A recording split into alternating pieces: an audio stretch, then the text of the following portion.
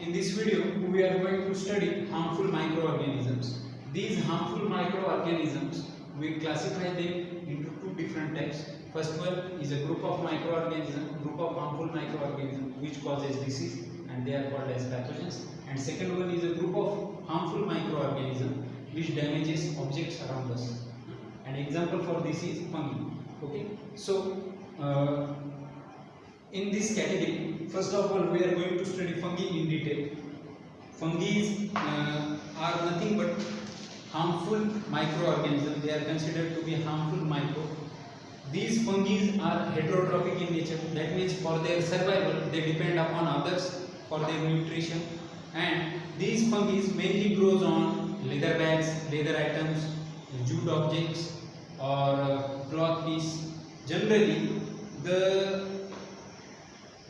these fungi are present in the air in inactive form, but if they found some suitable environment like humid environment or some moisture, they grow perpetually, they grow rapidly, and their number increases. If these fungi settled on some piece of cloth or leather object or jute items, then they try to penetrate those objects by living on them, and by penetrating those objects they continuously weaken those objects. म्हणजे ज्या ज्या ऑब्जेक्ट्सवर हे fungi grow होतात त्या ऑब्जेक्ट्समधून nutrients ते काय करतात, absorb करतात, आणि असं करतानाच त्या ऑब्जेक्टला ते वीक करतात. पण बऱ्याचदा पाहतो लेदर ऑब्जेक्ट्सवर हे फंगीज जेव्हा ग्रो होतात कालांतराने ते लेदर ऑब्जेक्ट कम्प्लिटली डॅमेज होतात. जूट बॅगचंही तसंच आहे, कपड्यांचंही तसं आहे. कपड्यांवर बऱ्याचदा आपल्याला एक काळसर थर दिसतो. हा थर म्हणजेच काय असतो, fungi. Okay, similarly these fungi are also found on some food items such as pickles and मुरब्बाज. आपण बऱ्याचदा पाहतो लोणच्या आणि मुरंब्यामध्ये आपल्याला बऱ्याचदा एक पांढरटसर लेअर त्याच्यावर आढळून येते बऱ्याचदा. याला आपण बुरशी किंवा फंगी म्हणतो. आता हे नेमकं करतात काय, तर हे जे काही फूड आयटम्स आहेत लोणचं वगैरे, तर यांच्यामध्ये हे जेव्हा ग्रो करतात तेव्हा या फूड आयटम्समधून ते न्यूट्रिएंट्स ॲब्झॉर्ब करतात, आणि असं करतानाच त्या फूड आयटमला ते कंटिन्युअसली डिकम्पोज करत असतात. ते सगळं करताना ते एक टॉक्सिक रिलीज करतात, एक पॉयझनस, एक हजार्डस केमिकल ते रिलीज करतात, त्याचं की नाव असते मायक्रोटॉक्सिन. या मायक्रोटॉक्सिनमुळं आपल्याला बऱ्याचदा हे फूड आयटम्स दूषित झालेले किंवा पॉयझनस झालेले सुद्धा आढळतात, आणि यांच्या कन्झम्पशनमुळे आपल्याला बऱ्याचदा अपाय सुद्धा होतो, आपल्या आरोग्याला अपाय होतो. आपण बऱ्याचदा म्हणतो फूड पॉयझनिंग झालं. Okay, so these fungi are considered to be harmful microbes. Okay, after these we are going to study Clostridium. Clostridium is one kind of bacteria. This bacteria is mainly found in alimentary canal of human beings or animals. आपल्या digestive system मध्ये elementary canal मध्ये हा Clostridium bacteria animals मध्ये आणि human beings मध्ये मुळात आढळतो. याच्यासोबतच हा क्लॉस्ट्रिडियम नावाचा बॅक्टेरिया आपल्याला एन्व्हायरमेंट मध्ये सुद्धा आढळतो. कुठं आढळतो? हा मॉइस्ट सॉइलमध्ये मेनली प्रेझेंट असतो.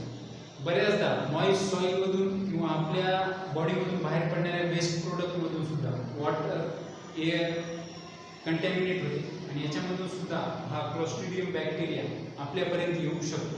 आता हा क्लॉस्ट्रिडियम बॅक्टेरिया एवढा इम्पॉर्टंट काय आहे हे आपण बघूया. Clostridium bacteria is considered to be very dangerous microbe because when Clostridium bacteria enters into any food item, it suddenly starts spoiling that food item. जेव्हा कधी एखाद्या फूड आयटम पर्यंत हे क्लॉस्ट्रिडियम बॅक्टेरिया पोहोचतात, त्या फूड आयटमला ते लगेच स्पॉइल करायला, म्हणजे त्यांना फर्मेंट करायला लगेच ते सुरुवात करतात. अशा प्रकारे त्या अन्नाचं डिकम्पोजिशन करून त्या अन्नाला टॉक्सिक मटेरियलमध्ये सुद्धा ते बऱ्याचदा कन्वर्ट करतात, आणि असं अन्न खाल्ल्यानंतर विषबाधा झालेली आपण ऐकतो. बऱ्याचदा पेपरमध्ये आपण न्यूज ऐकतो, कम्युनिटी फीस्ट किंवा मोठमोठ्या समारंभांमध्ये अन्नातून विषबाधा झाली. तर ही कुणामुळे होते? क्लॉस्ट्रिडियम. ओके, सो दिस आता ह्या क्लॉस्ट्रिडियमचं स्ट्रक्चर कसं असते ते आपण पाहूया. These clostridium bacteria are rod shaped and they produce bottle shaped endospores.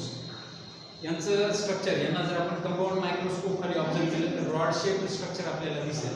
आणि जर हा क्लॉस्ट्रिडियम बॅक्टेरिया जर आपल्याला नॉर्मल आईजनं जर याला आपल्याला ऑब्झर्व करायचं असेल तर बऱ्याचदा फूड आयटम्सवर जर बॉटल शेप्ड एंडोस्पोर्स म्हणजे काय, तर बॉटल शेप्ड स्पोर्स जर आपल्याला त्याच्यावर दिसून आले तरी सुद्धा आपण नॉर्मली आपण त्याला असं म्हणू शकतो की हे फूड आयटम्स क्लॉस्ट्रीडियमने कंटॅमिनेट झालेले आहेत.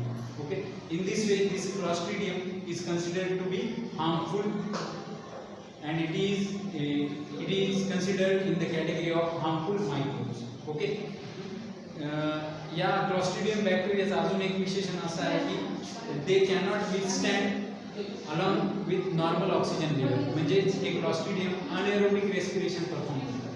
क्लॉस्ट्रीडियमला सर्वाइव्ह करण्यासाठी ऑक्सिजनची आवश्यकता नसते, त्यामुळे हे क्लॉस्ट्रीडियम अजूनही घातक किंवा डेंजरस समजले जातात. म्हणजे अशा पण काही जागा आहेत जिथं की ऑक्सिजन प्रेझेंट नाही, तिथं सुद्धा हे सहज वाढू शकतात, ग्रो होऊ शकतात. त्यामुळे हे clostridium they are considered to be harmful micro organism.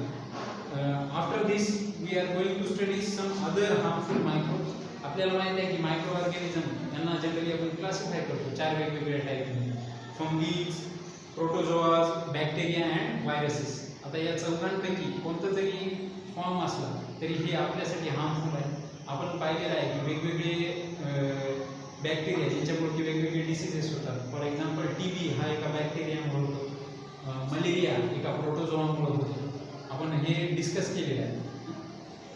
तुम्हाला वेळ मिळाल्यानंतर तुमच्या पुस्तकात पेज नंबर 94 वर एक टेबल आहे. त्या टेबलमध्ये काही डिसीजेसची नावं दिलेली आहेत आणि ते डिसीजेस नेमकं कोणामुळे होतात, कशामुळे होतात, बॅक्टेरियामुळे होतात, प्रोटोझोआमुळे होतात, फंगीजमुळे होतात की व्हायरसमुळे होतात हे दिलेलं आहे. ओके, तो टेबल एकदा तुम्ही बघून घ्या.